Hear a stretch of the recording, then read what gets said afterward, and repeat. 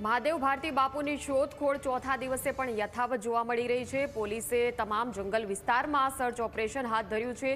પોલીસના 240 જેટલા જવાનો, વન વિભાગના 30 જવાનો પણ આ કાર્યવાહીમાં જોડાયા છે।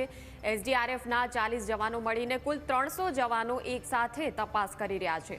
ડોગ સ્ક્વોડ, વોકી ટોકી સહિતના તમામ સાધનોને સાથે રાખીને મોટા પાયે તપાસ હાથ ધરવામાં આવી રહી છે। જટાશંકર તરફ જતા રસ્તામાં પણ સર્ચ ઓપરેશન હાથ ધરાયું છે।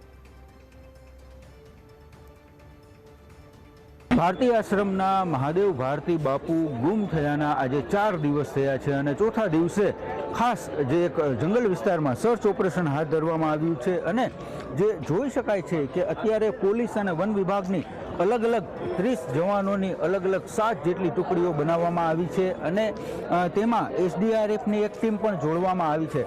અત્યારે જોઈ શકાય છે કે જે અલગ અલગ ટીમો છે તૈયાર કરવામાં આવી છે અને આ ટીમો જંગલ વિસ્તારમાં જે જટાશંકર તરફ જવાનો જે રસ્તો છે ત્યાંથી આગળ તરફ જે આ ટીમ છે એ સર્ચ ઓપરેશન હાથ ધરશે અને જે કહી શકાય કે જે એક મહાદેવ ભારતી બાપુની જે એક શોધખોળ કરવા માટે હવે જે જંગલ વિસ્તારમાં ખાસ સર્ચ ઓપરેશન છે એ હાથ ધરવામાં આવી રહ્યું છે અને અહીંયાથી જે તમામ જે પોલીસ જવાનો છે એ અલગ અલગ ટુકડીમાં જે તમામ જે સાધનો છે એમની સાથે જઈ અને આ જે અત્યારે છે એ મહાદેવ ભારતી બાપુની શોધખોળ છે તે હાથ ધરવામાં આવશે।